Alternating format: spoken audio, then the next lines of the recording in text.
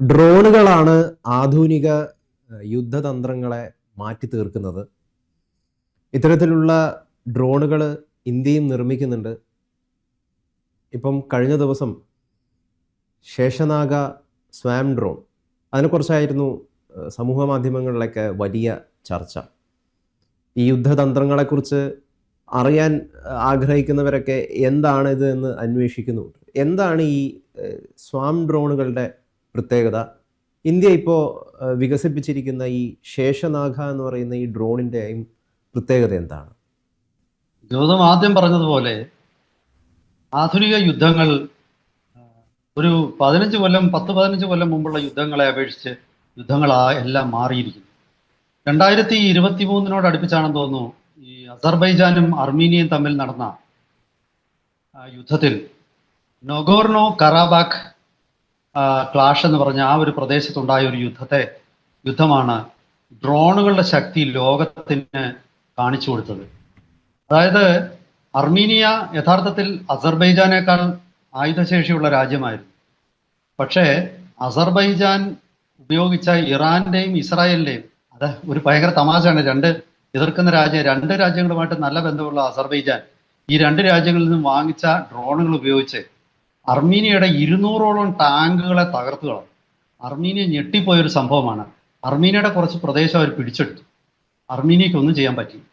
അപ്പോഴാണ് ലോകം ഈ ഡ്രോണുകളുടെ, പ്രത്യേകിച്ച് ഈ ലോയിറ്ററിങ് മ്യൂണിഷൻ എന്ന് പറയുന്ന ആത്മഹത്യാ ഡ്രോണുകൾ, സൂയിസൈഡ് ഡ്രോൺ എന്നോ കാമിക്കാസെ ഡ്രോൺ എന്നോ ഒക്കെ പറയുന്ന ഡ്രോണുകളുടെ ഒരു ശക്തിയെക്കുറിച്ച് തിരിച്ചറിയുന്നു. ഷഹീദ് എന്ന് പറയുന്ന ഇറാന്റെ ഡ്രോണിനെ കുറിച്ച് നമ്മളെല്ലാവരും കേട്ടിട്ടുണ്ട്. ആ ഷഹീദ് ഡ്രോണുകൾ ആണ് അന്ന് അസർബൈജാൻ ഉപയോഗിച്ചത്. ഇപ്പോ ആദ്യഘട്ടത്തിൽ ഇന്ത്യ ഡ്രോണുകളുടെ കാര്യത്തിൽ അത്ര വലിയൊരു ശ്രദ്ധയൊന്നും കൊടുത്തിരുന്നില്ല. പക്ഷേ ഇസ്രായേലിന്റെ ഒരു സമ്മർദ്ദത്തിനും അതുപോലെ ഇസ്രായേലിന്റെ ഉപദേശത്തിനെയൊക്കെ തുടർന്ന് ഇന്ത്യ വലിയ തോതിൽ ഡ്രോണുകൾ ഇസ്രായേലിൽ നിന്ന് വാങ്ങിച്ചിരുന്നു. അതൊക്കെ നമ്മുടെ ഓപ്പറേഷൻ സിന്ദൂറിൽ നമുക്ക് വലിയ ഗുണകരമായിരുന്നു. ഇപ്പോൾ ഇന്ത്യ സ്വന്തമായിട്ട് എല്ലാ തരത്തിലുമുള്ള ഡ്രോണുകൾ നിർമ്മിക്കുന്നതിൽ ശ്രദ്ധയൂന്നിയിരിക്കുകയാണ്. നമുക്കിപ്പോൾ എല്ലാ തരത്തിലുള്ള ഡ്രോണുകളെ കുറിച്ച് ചർച്ച ചെയ്യാൻ ഇവിടെ സമയം പരിമിതി നമ്മളെ അനുവദിക്കുന്നില്ല.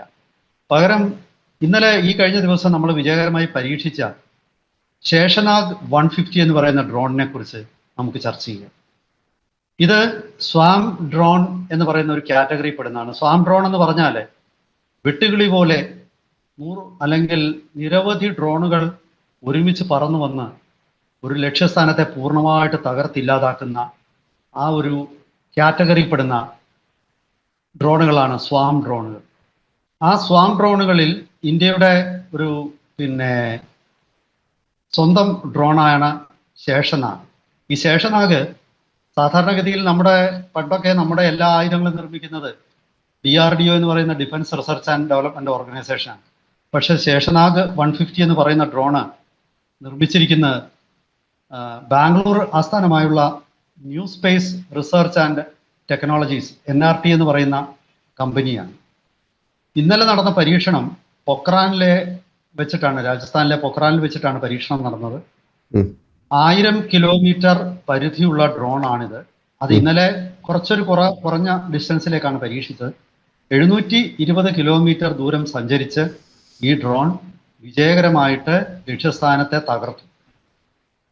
സാധാരണ ഇതുവരെ ഇന്ത്യയുടെ കൈവശമുള്ളത് ഒക്കെ തന്നെ 100-200 കിലോമീറ്റർ ഒക്കെ ദൂരപരിധിയുള്ള ഡ്രോണുകളാണ്. ടാറ്റ ഡിഫൻസ് നിർമ്മിക്കുന്ന സൂയിസൈഡ് ഡ്രോൺ നമ്മുടെ കൈവശമുണ്ട്. അതുപോലെ തന്നെ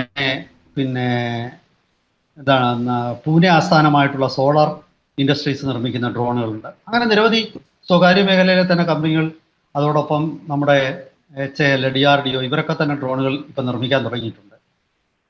പക്ഷേ ഈ ശേഷനാഗ് ഡ്രോണിന്റെ ഒരു പ്രത്യേകത, അതിൻ്റെ ഈ പറഞ്ഞ 1000 കിലോമീറ്റർ ദൂരപരിധി 25 കിലോ തൂക്കമുള്ള വാർഹെഡ് വഹിച്ചുകൊണ്ട് സർക്കുലർ എറർ പ്രോബബിലിറ്റി, അതായത് ലക്ഷ്യത്തിൽ നിന്ന് പരമാവധി 10 മീറ്റർ അകലെ വരെ മാത്രമേ ലക്ഷ്യം തെറ്റിയാലും അത് പോകും. അതായത് വളരെ കൃത്യമുള്ള ആക്യുറസിയുള്ള ഒരു ഡ്രോൺ.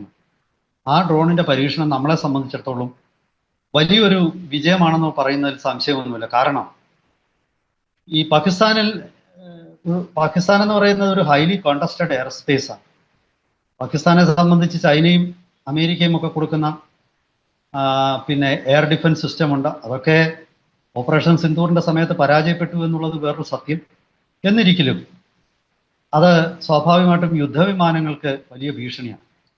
അങ്ങനെയുള്ള ഒരു സാഹചര്യത്തിൽ ഒരു കോൺടെസ്റ്റഡ് എയർ സ്പേസിൽ ഏറ്റവും നമുക്ക് മിനിമം പരുക്കൾ വരുന്ന ഒരു സംവിധാനമാണ് ഈ ഡ്രോണുകൾ ഉപയോഗിക്കുക എന്നുള്ളത്. സ്വാം ഡ്രോൺ ഞാൻ ആദ്യമേ പറഞ്ഞു, അത് കൂട്ടമായിട്ട് വന്ന് ആക്രമിക്കുന്നതാണ്. ഇവിടെ ഈ ശേഷനാഗിന്റെ സ്വാമിങ് 50 ഡ്രോണിലധികമുള്ള ഗ്രൂപ്പുകളിലാണ് ചെല്ലുന്നത്. അതായത് ഇതിനൊരു ലീഡർ ഡ്രോൺ കാണും. ഒരു യുദ്ധവിമാനം മുന്നിൽ നിന്ന് നയിക്കുന്നത് പോലെ ഒരു നായക ഡ്രോൺ ഇതിന്റെ മുന്നിൽ കാണും. ആ നായക സ്ഥാനം വഹിക്കുന്ന ഡ്രോണിനെ പിന്നാലെ ആയിരിക്കും ബാക്കി ഡ്രോണുകളും വരുന്നത്. ആ ഡ്രോണിൽ നിന്നായിരിക്കും മൊത്തം ഡ്രോൺ സൈന്യത്തിനും നിർദ്ദേശങ്ങൾ പോകുന്നത്. അപ്പോൾ ഒരു ചോദ്യം വരാം, ഈ മുന്നിലുള്ള ഡ്രോണിനെ പിന്നെ മിസൈൽ ഡ്രോൺ പ്രതിരോധ സംവിധാനങ്ങൾ തകർത്താൽ ഈ മുഴുവൻ ഡ്രോണുകളും ലക്ഷ്യം തെറ്റി പോകില്ലേ എന്ന്. അങ്ങനെ സംഭവിക്കാതിരിക്കാൻ ഈ നായക ഡ്രോണിനെ എന്തെങ്കിലും ബുദ്ധിമുട്ടുണ്ടായാൽ അല്ലെങ്കിൽ അത് തകർക്കപ്പെട്ടാൽ ആ സ്ഥാനം ഏറ്റെടുക്കാൻ മറ്റൊരു ഡ്രോൺ വരും. അതും തകർക്കപ്പെട്ടാൽ മറ്റൊന്ന്. ഇനിയും അത്തരം ഒരു 4-5 ഡ്രോണുകൾ മുഴുവനും തകർക്കപ്പെട്ടാൽ ഈ സിസ്റ്റം ഒന്നായി ചിന്തിക്കാനും സിസ്റ്റം ഒന്നായി മുന്നോട്ട് ബാക്കിയുള്ള അവൈലബിൾ ആയിട്ടുള്ള ഡ്രോണുകൾ അത് ഒരു ഒറ്റക്കെട്ടായിട്ട് നിന്ന് ലക്ഷ്യസ്ഥാനത്തിലേക്ക് പോകും. അപ്പം അത് ഒരു സോഫ്റ്റ്വെയറിന്റെ സഹായത്തോടു കൂടിയാണ് അവർ ചെയ്യുന്നത്. ആ സോഫ്റ്റ്വെയർ ഒരു പ്രൊപ്രൈറ്ററി മദർ കോഡ് എന്ന് പറയുന്ന ഒരു കോഡിലാണ് പ്രവർത്തിക്കുന്നത്. എന്തായാലും ശരി, ഇതൊരു ഇന്ത്യയെ സംബന്ധിച്ചിടത്തോളം ഒരു വലിയ നേട്ടമാണെന്നുള്ളതിൽ സംശയമില്ല. 1000 കിലോമീറ്റർ ദൂരപരിധി എന്നുള്ളത് നമ്മുടെ അതിർത്തി, അത് പഞ്ചാബിലാകട്ടെ, ജമ്മു ആൻഡ് കാശ്മീരിലാകട്ടെ, അതുപോലെ പിന്നെ രാജസ്ഥാനിലാകട്ടെ, ഗുജറാത്തിലാകട്ടെ, ഇവിടെ നിന്നൊക്കെ പാകിസ്ഥാനിലെ പ്രധാന കേന്ദ്രങ്ങൾ ലാഹോർ ആകട്ടെ, അല്ലെങ്കിൽ കറാച്ചി, അവിടുത്തെ പ്രധാന തുറമുഖങ്ങൾ, അതല്ലെങ്കിൽ ഇപ്പം ജമ്മുവിൽ നിന്നൊക്കെ ഈ ഡ്രോൺ വിക്ഷേപിച്ചാൽ ഇസ്ലാമാബാദോ റാവൽപിണ്ടിയോ എല്ലാം തന്നെ ഇതിന്റെ ദൂരപരിധിക്കുള്ളിൽ പെടുന്നതാണ്. അപ്പൊ ഇനിയൊരു ചോദ്യം വരും, ബ്രഹ്മോസ് ഒക്കെ പോലുള്ള മിസൈലുകൾ ഇന്ത്യക്കുള്ളപ്പോൾ എന്തിനാണ് ഇതുപോലുള്ള ഒരു ഡ്രോണ്? ഇന്ത്യയുടെ കൈവശം നിർഭയ് എന്ന് പറയുന്ന ക്രൂയിസ് മിസൈലുണ്ട്, ബ്രഹ്മോസ് എന്ന് പറയുന്ന സൂപ്പർസോണിക് ക്രൂയിസ് മിസൈലുണ്ട്, ഇപ്പം നമ്മൾ ഹൈപ്പർസോണിക് മിസൈലുകൾ നിർമ്മിക്കുന്നു. അപ്പൊ എന്തിനാണ് വെറുതെ സമയം കളയുന്നത് ഇത്തരം ഡ്രോണുകൾ നിർമ്മിച്ചതെന്നൊരു ചോദ്യം. കാരണം ഈ ഡ്രോണിന് പരമാവധി 25 കിലോ വാർഹെഡ് മാത്രമേ വഹിക്കാൻ പറ്റുള്ളൂ. അതായത് അതുകൊണ്ട് ഉണ്ടാക്കാവുന്ന ഒരു നാശനഷ്ടം ഇപ്പൊ ചിലപ്പോൾ പോയി ഒരു വിമാനത്തെ തകർക്കുകയോ ഒരു റഡാറിനെ തകർക്കുകയോ ഒക്കെയാണ്. ഒരു വലിയ ഏരിയ മുഴുവൻ തകർക്കാനൊന്നും ഡ്രോൺ ആക്രമണത്തിന് കഴിയുന്നില്ല. അപ്പൊ എന്താണ് ഇതിന്റെ ഒരു മെച്ചം എന്നൊരു ചോദ്യം. ആ ചോദ്യത്തിന് കൃത്യമായ മറുപടി ഉണ്ട്. അതായത് ഒരു ബ്രഹ്മോസ് മിസൈൽ എന്ന് പറഞ്ഞാൽ വലിയ ചെലവുള്ള ഒരു സംഭവം. അത് നിർഭയാണെങ്കിലും ചെലവ് കുറഞ്ഞ സബ്സോണിക് മിസൈലായ നിർഭയാണെങ്കിൽ പോലും അതിന് വലിയ കോസ്റ്റാണ്. പക്ഷേ ഇത്തരം ലോയിറ്ററിങ് മ്യൂണീഷൻ എന്ന് പറയുന്ന ഡ്രോണുകൾ വളരെ കുറഞ്ഞ, അതായത് ചിലതിനൊക്കെ ചിലപ്പോൾ ഒരു 3 ലക്ഷം 5 ലക്ഷം അല്ലെങ്കിൽ 10 ലക്ഷം രൂപയൊക്കെയാണ് വില. മറ്റൊരു മിസൈലിനെ സംബന്ധിച്ച് ആ മിസൈലിന്റെ വില എന്ന് പറയുന്നത് ചിലപ്പോൾ 40 കോടി 50 കോടിയൊക്കെ ആയിരിക്കും. അപ്പം നമുക്കറിയാം ആ ഒരു വില വ്യത്യാസം, ചെലവിന്റെ വ്യത്യാസം. അതായത് കുറഞ്ഞ ചെലവിൽ ശത്രുവിന്റെ ഹൈ വാല്യൂ ടാർഗറ്റുകളെ, വിലയേറിയ ടാർഗറ്റുകളെ തകർക്കുക എന്നുള്ളതാണ് ഡ്രോണിന്റെ ലക്ഷ്യം. ഈ ഡ്രോൺ ആക്രമണം പലപ്പോഴും വലിയ നാശനഷ്ടം വരുത്തുന്നില്ലെങ്കിൽ ശത്രുവിനെ സംബന്ധിച്ചിടത്തോളം ഈ 40, 50, 100 ഡ്രോണുകളൊക്കെ ഒരുമിച്ച് വരുമ്പോൾ എന്തായാലും ഇത് പൂർണ്ണമായിട്ട് തകർക്കാൻ അവർക്ക് പറ്റില്ല.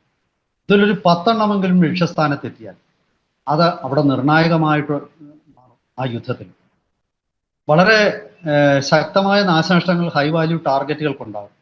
ഇപ്പോൾ ഒരു റഡാർ സിസ്റ്റം പൂർണ്ണമായിട്ട് തകർക്കപ്പെട്ടില്ലെങ്കിൽ അതിന് ഭാഗികമായിട്ടെങ്കിലും തകർക്കപ്പെട്ടാൽ ഒരു യുദ്ധവിമാനത്തിനോ അല്ലെങ്കിൽ ഒരു അവാക്സ് വിമാനത്തിനോ അതുമല്ലെങ്കിൽ പിന്നെ ഒരു റീഫ്യൂവലിംഗ് വിമാനത്തിനോ ഒക്കെ കേടുപാടുകൾ സംഭവിച്ചാൽ ദിവസങ്ങളോളം അത് റിപ്പയർ വർക്കിനായിട്ട് യുദ്ധ മുന്നണിയിൽ നിന്ന് മാറ്റി നിർത്തേണ്ടത്. അപ്പം അങ്ങനെ ഒരു നഷ്ടം അവിടെ ഉണ്ടാകും. നഷ്ടമെന്ന് പറയുന്നത് പൂർണ്ണമായിട്ടും തകർക്കുന്നതിൽ മാത്രമല്ല, ശത്രുവിനെ ഇൻകപ്പാസിറ്റേറ്റ് ചെയ്യുക എന്ന് പറയും. ശത്രുവിന് ചില പരിമിതികൾ വരുത്തുക. അങ്ങനെയൊക്കെയുള്ള ഒരുപാട് കാര്യങ്ങൾ കുറഞ്ഞ ചെലവിൽ സാധിച്ചെടുക്കുക എന്നുള്ളതാണ് ഈ ഒരു ഡ്രോൺ ആക്രമണത്തിൻ്റെ അതുകൊണ്ടുള്ള മെച്ചം. ഡ്രോണുകൾ എന്തായാലും യുദ്ധരംഗത്ത് എല്ലാ കാലത്തേക്കുമായിട്ട് എത്തിയിരിക്കുകയാണ്. അതിന് ഒരു കാരണവശാലും ഡ്രോണുകളില്ല. അത് ഇനി വരുന്ന യുദ്ധങ്ങളിൽ വളരെ നിർണായക പങ്കായിരിക്കും ഡ്രോൺ വഹിക്കുന്നത്. ഇന്ന് രാവിലെ ഇന്ത്യയുടെ വിവിധ യുദ്ധങ്ങളിൽ നിർണായകമായിട്ടുള്ള പങ്കുവച്ചിട്ടുള്ള ലഫ്റ്റനന്റ് ജനറൽ ശങ്കർ ഒരു അഭിപ്രായം പറഞ്ഞു. അദ്ദേഹം പറഞ്ഞു, ഈ യുദ്ധവിമാനങ്ങൾക്കൊന്നും ഈ വലിയ പ്രസക്തിയില്ല. ഡ്രോണുകളും ക്രൂയിസ് മിസൈല്, സൂപ്പർസോണിക്, ഹൈപ്പർസോണിക് ഒക്കെ മിസൈലുകൾ വന്നാൽ യുദ്ധവിമാനത്തിന് വലിയ പ്രസക്തിയില്ല. കാരണം യുദ്ധവിമാനങ്ങൾ ഇനി വളരെ വൾണറബിൾ ആണ്. ഇറാൻ പോലും തെളിയിച്ചു അത്. ഇറാന്റെ കൈവശം നല്ല യുദ്ധവിമാനങ്ങളൊന്നുമില്ല, എന്നിട്ടും അവർക്ക് അമേരിക്കയായിട്ട് പിടിച്ചിരിക്കാൻ പറ്റും. മിസൈലുകളും ഡ്രോണുകളും. വരും കാലം മിസൈലുകളുടെയും ഡ്രോണിന്റെയും കാലമാണ്. വിമാനങ്ങളുടെ കാലം പതുക്കെ പുറകോട്ട്. വിമാനം മറ്റൊരു രീതിയിൽ മാത്രമാണ്. ഇനി അത് മിസൈൽ അയക്കാനുള്ള ഒരു പ്ലാറ്റ്ഫോം എന്നുള്ള നിലയിൽ മാത്രമാണ്. ശത്രു രാജ്യത്തേക്ക് പറന്നു കയറി ബോംബിടാനുള്ള ഒരു പ്ലാറ്റ്ഫോം എന്നുള്ള നിലയിൽ വിമാനത്തിന്റെ കാലം കഴിഞ്ഞിരിക്കുന്നു എന്നാണ് നിരവധി യുദ്ധങ്ങളിൽ പങ്കെടുത്ത് അതിൽ അതിൻ്റെ നായകസ്ഥാനം വഹിച്ച ജനറൽമാർ വരെ ഇപ്പോൾ പറയുന്നു. അപ്പോൾ അതാണ് ശേഷനാഗിൻ്റെയും പ്രസക്തി. വളരെ വിദൂരത്തിൽ ഇരുന്നുകൊണ്ട് പാകിസ്ഥാനിലെ ഏത് കേന്ദ്രവും ആക്രമിക്കാൻ പറ്റുന്ന ഒരു ഡ്രോണാണ് ഒരു കാമിക്കാസി അല്ലെങ്കിൽ സൂയിസൈഡ് ഡ്രോൺ. എന്തായാലും വരും ദിവസങ്ങളിൽ ഇന്ത്യ ഈ ഒരു മേഖലയിൽ കൂടുതൽ ദീർഘദൂര ഡ്രോണുകൾ വികസിപ്പിച്ച് ഇന്ത്യ കൂടുതൽ ശേഷി കൈവരിക്കട്ടെ എന്ന് നമുക്ക് ആശംസിക്കാം. കൂടുതൽ വിവരങ്ങളുമായിട്ട് വരും ദിവസങ്ങളിൽ നമുക്ക് പ്രേക്ഷകരെ സമീപിക്കാം. അതുവരെ എല്ലാവർക്കും നമസ്കാരം.